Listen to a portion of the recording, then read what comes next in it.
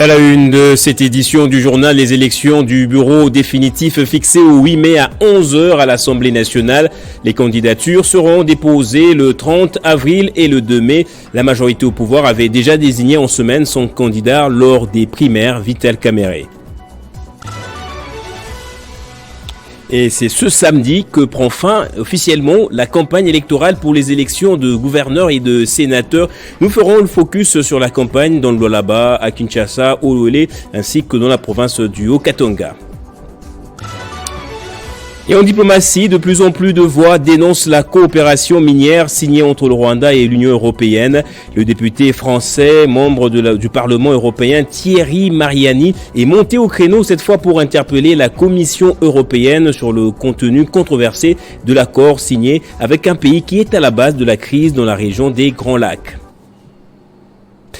Bonsoir à tous et bienvenue dans ce journal. Après la désignation de Vital Kamerhe comme candidat unique de l'Union sacrée de la nation pour le perchoir à l'Assemblée nationale, le bureau d'âge vient enfin fixer la date de l'installation et vote du bureau définitif. Ce sera donc ce 8 mai 2024 sur le 7 sièges de l'opposition. L'opposition plutôt n'aura qu'un seul siège de rapporteur. Les autres sièges sont partagés entre partis de la majorité au pouvoir.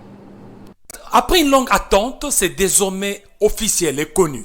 L'élection du bureau définitif de l'Assemblée nationale aura lieu ce mercredi 8 mai 2023.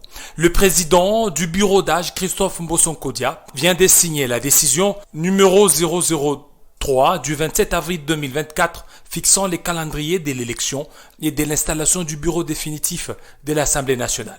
Les documents ont été lus par la députée nationale Nzunzi Umba Percy, rapporteur du bureau provisoire de l'Assemblée nationale. Le calendrier se décline de la manière suivante. Mardi 30 avril et jeudi 2 mai 2024, dépôt des candidatures. Vendredi 3 mai 2024, examen de dossier de candidatures. Samedi 4 mai 2024, affichage de liste de candidats retenus. Lundi 6 mai 2024 et mardi 7 mai 2024, de 9h à minuit, campagne électorale. Mercredi 8 mai 2024, à partir de 11h, audition en séance plénière des messages des candidats, élection et installation officielle du bureau définitif. Après l'adoption du règlement intérieur de la Chambre basse du Parlement, la majorité s'est offerte les postes de président, premier vice-président, deuxième vice-président, rapporteur, questeur et questeur adjoint, alors que l'opposition, qui ne compte que 28 députés, se contentera uniquement du poste de rapporteur adjoint. Et ça sera le parti politique d'ensemble de Moïse Katumbi Tchapoué qui devra occuper ce poste. Et je le disais aussi dans le sommaire, les candidats gouverneurs et sénateurs étaient en campagne depuis le jeudi dernier. Une campagne qui prend fin donc ce samedi. Ce jour était consacré entre autres et principalement à la présentation de programmes. Le candidat sénateur et gouverneur pour la ville de Kinshasa, Kevin Bolamba, était devant les élus pour défendre son projet. Pour affronter les sénatoriales et l'élection des gouverneurs pour le compte de la ville de Kinshasa, le candidat Kevin Bolamba se présente devant les élus. Le candidat gouverneur numéro 2 milite pour une ville de Kinshasa modernisée, prospère et paisible. En étant jeune, nous voulons le changement et je vous demanderai de porter le choix à la personne de Kevin Bolamba, qui est le candidat gouverneur de la ville-province de Kinshasa, numéro 2.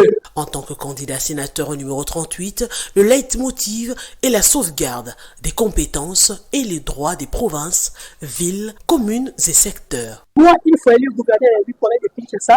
Je vais essayer un peu de former, créer d'emplois pour ces jeunes, pour leur permettre à se prendre en charge et enfin d'éviter ces phénomènes pour nous. Donc, je vais travailler en collaboration avec le chef de quartier et le bourgmestre afin de contribuer au ce qu'on appelle la Lingala communément Salongo. À tout moment, on est en train de faire des descentes sur le terrain pour voir ce que les chefs de quartier sont en train de bien faire leur travail. Devant les élus provinciaux, Kevin Bolamba a pris le temps d'expliquer ses motivations. Très déterminé à marquer positivement l'histoire de son pays, il a eu le temps d'expliquer son projet pour permettre au finish aux députés provinciaux de s'exprimer en sa faveur devant les urnes le lundi prochain.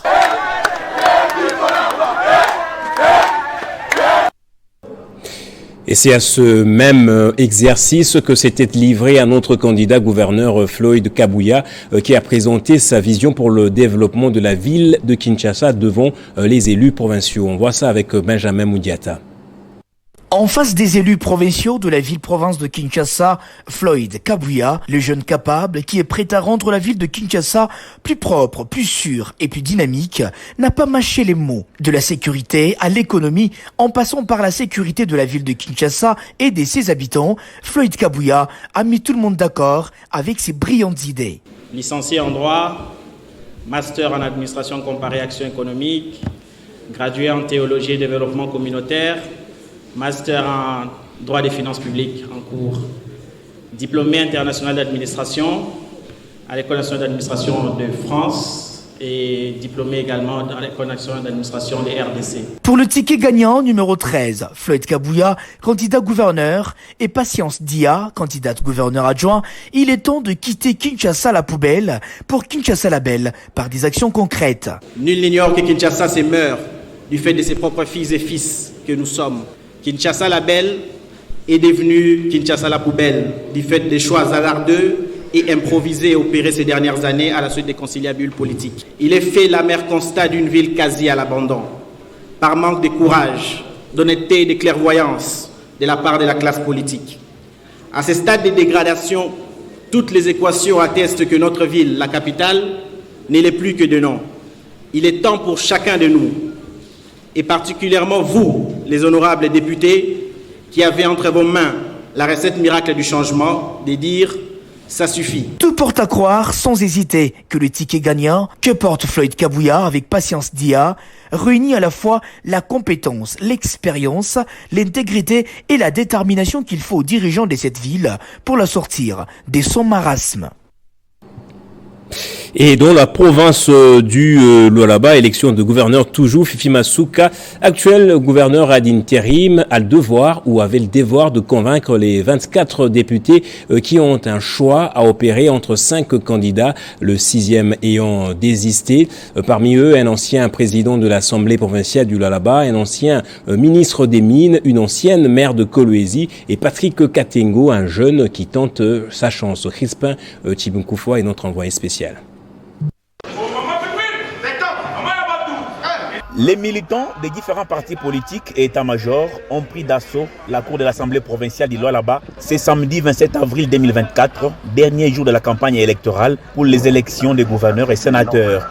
Une cour envahie par plusieurs pancartes et affiches en soutien à la candidature de Fifi Masuka Saini au poste de gouverneur du Lualaba. Face à elle, 3 autres candidats, hormis les 2 désistements. Prenant la parole dans une salle mouvementée, et en présence d'une délégation de journalistes de Kinshasa, conduite par Jean-Marie Kassamba, la gouverneure ad intérim de Lualaba a d'abord vanté son bilan de 3 ans à la tête de la province, des réalisations rendues possibles grâce surtout à la mobilisation des recettes propres et à la réduction de la dépendance des ressources extérieures. Vous avez constaté avec moi ce premier volet, les ambitions de votre récipiendaire que je suis. Les degrés de réalisation a été fourni, du moins pour certains ouvrages qui présentent un intérêt capital du monde de province. Certains sont complètement achevés, tandis que d'autres sont en cours de finalisation. Faire compte à servir le peuple grenadien et en priorité de consolider les acquis qui sont réels. Fifi Masuka Saini a ensuite parlé de sa vision à l'électorat composé de 24 députés provinciaux, une vision qui s'attelle sur 5 piliers, à savoir la valorisation du capital humain, le renforcement de la bonne gouvernance, la consolidation de la croissance économique, les infrastructures et aménagement du territoire et enfin la protection de l'environnement et la lutte contre les changements climatiques. Construction de puits dans les environs de Kolwezi, dans la ville de Kassaji, dans les chefs-lieux de territoire, ainsi que l'aménagement de sources d'eau potable à travers la province. Les 24 députés provinciaux vont choisir un gouverneur et un vice-gouverneur pour la province de Lualaba le 29 avril prochain. Et puis la Ligue des jeunes de l'Union pour la démocratie et le progrès social, UDPS Fédération de Kolwezi, Lualaba 1, a au cours d'une déclaration lue sur la place de l'échangeur à Kolwezi réitéré son soutien indéfectible au ticket Fifi Masuka et Clément Mufungi au poste de gouverneur et vice-gouverneur. Je vous propose à ce sujet cette déclaration de Raoul Kalal, premier vice-président de cette organisation. Nous, jeunes de l'Union pour la démocratie et le progrès social, Fédération de Kolwezi Lualaba 1, dirigée par le président Ilungaba Pailus, réunis à ce jour sur l'échangeur de Kolwezi, désormais symbole du développement et de la reconstruction de notre chère province du Lualaba, déclarons ce qui suit. Compte tenu de la situation politique de l'ère dans notre province, caractérisée par les élections de gouverneurs, vice-gouverneurs et sénatoriales, la Ligue des jeunes de l'UDPS Kolwezi tient à donner sa position qui du reste est claire et sans équivoque. Pour ces élections de gouverneurs et vice-gouverneurs, le choix de la jeunesse de l'UDPS Bar Tshisekedi est porté sur le ticket gagnant composé de l'honorable Fimasuka Saini et son colistier l'honorable Mufungi Tinat Karl Clément. Par la même occasion, nous interpellons nos députés provinciaux de l'Union sacrée de voter utile. Voter utile signifie Fifi Masuka Saini, gouverneur, Mufungi Tinat Karl Clément, vice-gouverneur. La Ligue des jeunes tient également à féliciter le nouveau bureau de l'Assemblée provinciale du Lualaba, qui dirige le président, l'honorable Jean-Marie Kasseya Chingambo, récemment installé. Que vive le président de la République, son Excellence Félix Antoine Tshisekedi Tshilombo. Que vive la jeunesse de l'UDPS Bar Tshisekedi, Fédération de Lualaba 1. Que vive le ticket gagnant de l'Union sacrée, Fifi Masuka Saini et Mufungi Tinat Karl Clément, ticket de la cohésion et du développement de la province du Lualaba. L'amélioration du social de la population et la création d'emplois font partie des priorités de Jean-Claude Canfoy, une fois élu gouverneur du Haut-Katanga. Ce candidat gouverneur de la province cuprifère était face aux députés provinciaux ce samedi pour présenter son projet de société. Doué d'une expérience avérée en qualité de vice-gouverneur de la province du Haut-Katanga, Jean-Claude Canfoy Kimimba est en lice pour occuper le poste des titulaires comme gouverneur et numéro 1 pour la prochaine équipe gouvernementale à l'issue des élections de gouverneur prévues le 29 avril prochain. Face au bureau de l'organe délibérant, des élus provinciaux du Haut-Katanga ainsi qu'une couche représentative de la population, Jean-Claude Canfoy Kimimba a dévoilé ses axes prioritaires pour un Haut-Katanga prospère une fois élu. L'amélioration de la situation socio-économique part de la vision du chef de l'État, Félix Antoine Tshisekedi Tshilombo, qui prend la revanche du sol sur le sous-sol dans notre province du Haut-Katanga. Nous ne serons pas ce gouverneur qui va attendre que les universités reviennent pour donner de l'emploi à nos jeunes gens. La province du Haut-Katanga, c'est une province à vocation minérale. Donc, les minéraux constituent notre force. Ça nous donne les moyens. Les infrastructures routières, épine dorsale de tout développement, ne seront pas oubliées par Jean-Claude Canfoy Kimimba. Placés au niveau de chaque territoire de brigade de réhabilitation routière, en les appuyant avec des ateliers complets dans chaque territoire. Après avoir réhabilité les routes d'intérêt agricole, la maintenance sera suivie par le cartonnage manuel. Pour les centres urbains, développer les gares routières afin d'éviter les embouteillages. S'aligner dans la vision du chef de l'État en améliorant les sociales de la population haut-katangaise afin de mieux consolider les acquis. Voilà l'objectif du candidat gouverneur Jean-Claude Canfoy Kimimba et sa colistière Mireille Lupandula, une fois élu à la tête du Haut-Katanga. Et dans la province du Haut-Touélé, le candidat Sa Majesté Constant Lungambe Mbatanabu a présenté son projet de société axé sur 7 piliers, notamment la restauration de l'autorité de l'État dans cette partie du pays, une fois élu gouverneur. C'était évidemment en présence des élus provinciaux. Samedi 27 avril 2024, une journée très chargée pour l'Assemblée provinciale du Haut-Uélé, conformément au calendrier publié par la Commission électorale nationale indépendante en rapport avec la clôture de la campagne électorale pour les candidats gouverneurs, vice-gouverneurs et les sénateurs. Aujourd'hui, 4 candidats gouverneurs pour la province du Haut-Uélé. Il s'agit du député national Jean Bakumito, Christophe Bassian Nanga, Sa Majesté, Constant Lungamdje, Mbetanadou et M. Madigo. Les candidats numéro 3 à l'élection de gouverneur dans la province du Haut-Uélé, c'est le chef Constant Lungamdje Mbetanadou, surnommé l'aigle du Haut-Uélé, a présenté de façon succincte et précise devant les députés provinciaux son plan d'action une fois élu gouverneur de cette province, axé sur 7 piliers, à savoir la restauration de l'autorité de l'État sur l'ensemble de la province du Haut-Uélé, caractérisée par la présence incontrôlée des éleveurs Mbororo avec la porosité des frontières de la République démocratique du Congo, la lutte contre la pauvreté, la reconstruction de la province, le développement des capitales humains, axé sur les services sociaux des bases, l'économie et les finances, l'assainissement de l'environnement, enfin la promotion de l'éducation de la femme ainsi que d'autres groupes spécifiques. A suivi ce que j'ai dit dans ces programmes, s'ils trouvent qu'on peut faire quelque chose à leur faveur. Ils n'ont qu'à parler aux grands électeurs. Ils ont été suffisamment briefés et je n'aurai pas autre chose à leur dire. Député provincial comté du Haut-Uélé et candidat du peuple pour la province du Haut-Uélé, signalant que Sa Majesté Constant Lungamdje Mbetanadou s'est dit déterminé à accompagner la vision du chef de l'État, Félix-Antoine Tshisekedi Tshilombo, avec toute sincérité, celle du développement à la base, une fois élu gouverneur du Haut-Uélé.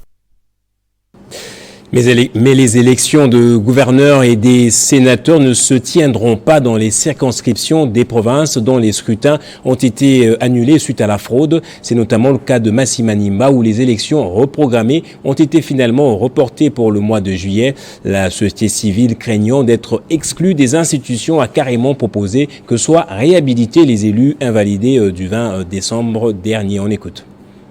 Le 6 janvier dernier, les élections législatives nationales et provinciales du 20 décembre 2023 dans les circonscriptions de Massi-Manimba dans la province du Kwilu et de Yakoma dans le nord Ubangi avaient été annulées pour fraude généralisée notamment.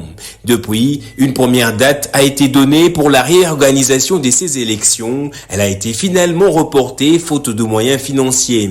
À l'approche des élections de gouverneurs et des sénateurs, les politiques sont montés au créneau, joignant ainsi leur voix à celle de la population qui craint d'être exclue des institutions. Il propose pour cela que les élus du 20 décembre dernier puissent être réhabilités. Au stade actuel, au regard des difficultés que traversent les pays, nous sollicitons l'implication personnelle du chef de l'État, Félix-Antoine Tshisekedi Tshilombo, pour la publication simplement des résultats des élections du 20 décembre dans la circonscription électorale de Massi-Manimba.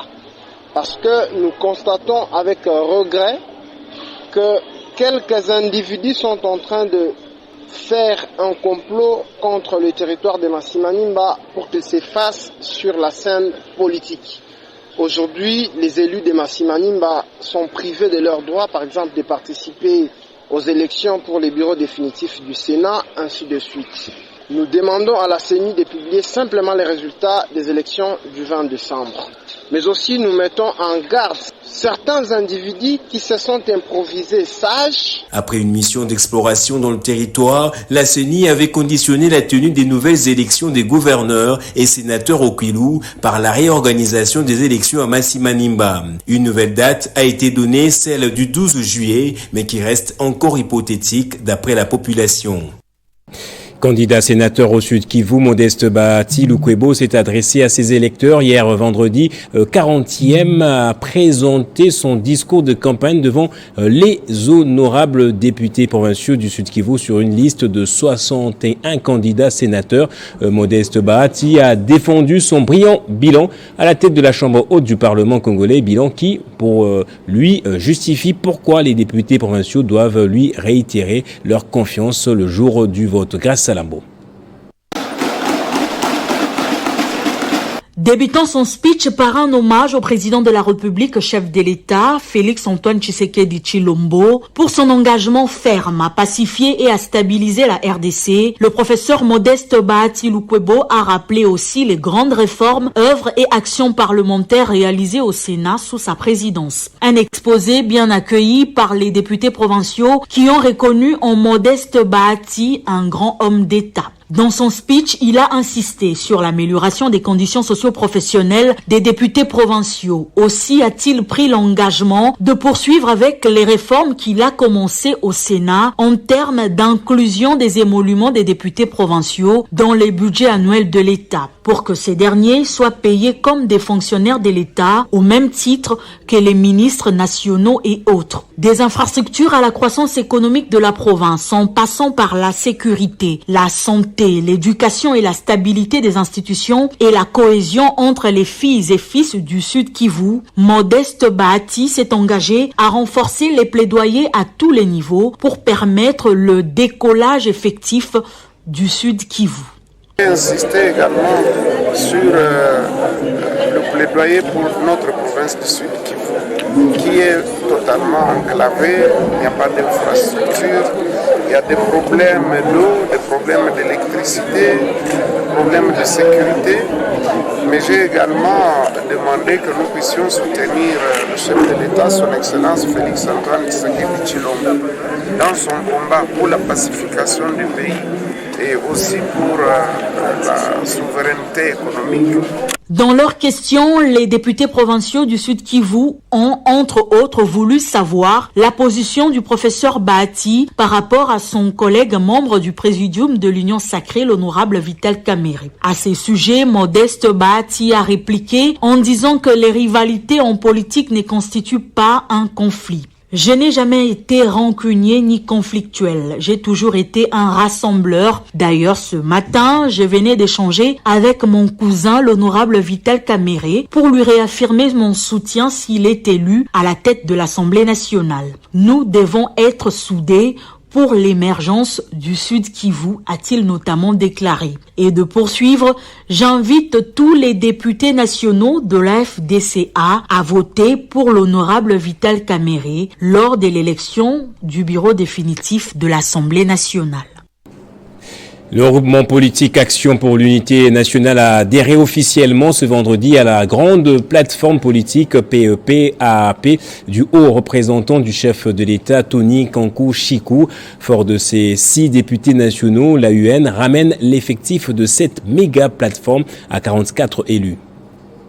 Désormais, la plateforme électorale et politique Alliance des acteurs attachés au peuple AAP a un nouveau partenaire qui s'appelle AUN, Action pour l'unité nationale. La cérémonie d'adhésion a eu lieu au Cercle Laïs grâce au management du haut représentant du chef de l'État, Tony Kankou-Chikou, représenté par le président Laurent Batumona. Avec cette nouvelle acquisition, l'AAP compte désormais 44 députés nationaux et se positionne comme l'une des 3 forces politiques de la majorité parlementaire. C'est un événement, il faut le dire. Il s'est agi de l'adhésion d'un regroupement politique AUN, composé par des éminentes personnalités. Vous avez vu son Excellence Kangoudia, vous avez vu son Excellence Mokoko Samba, son Excellence José Ngwanda et tant d'autres.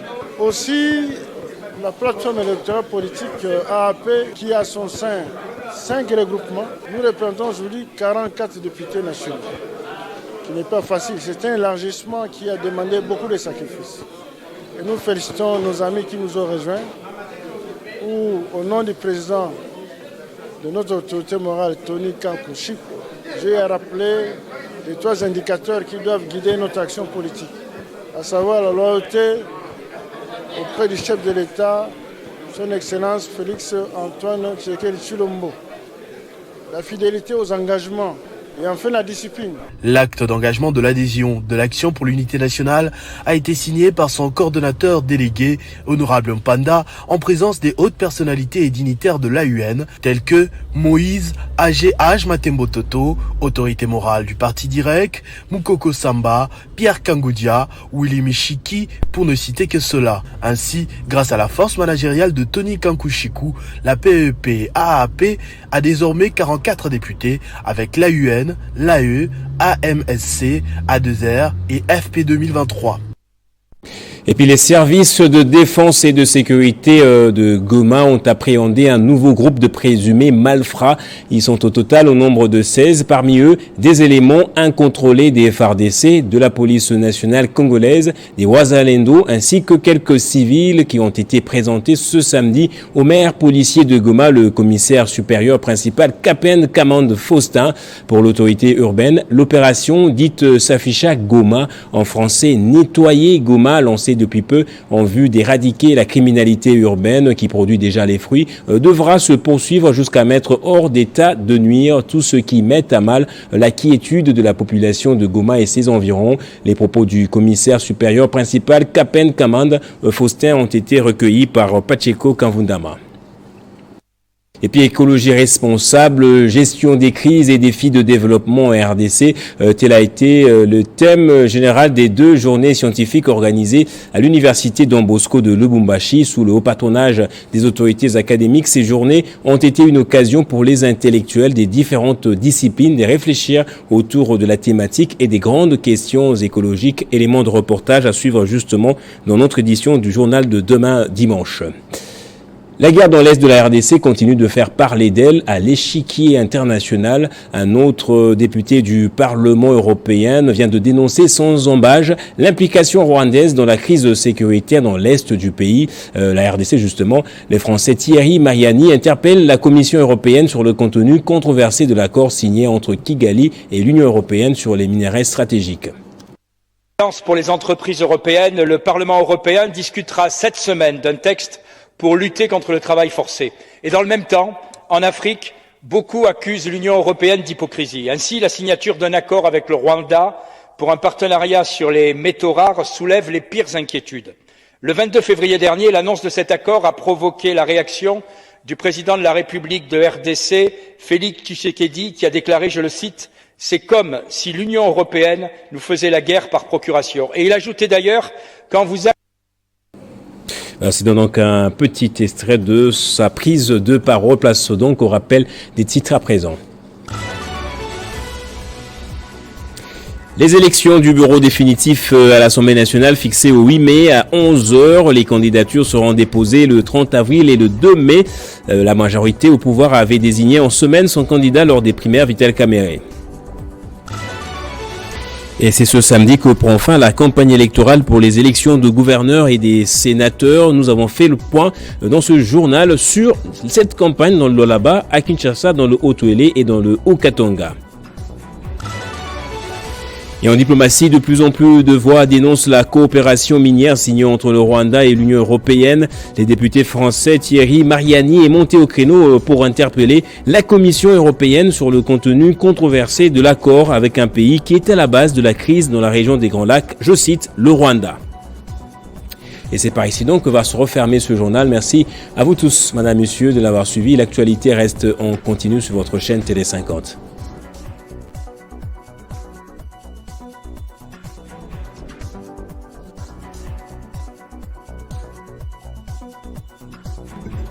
Retrouvez toute l'actualité en continu sur www.tele50.cd.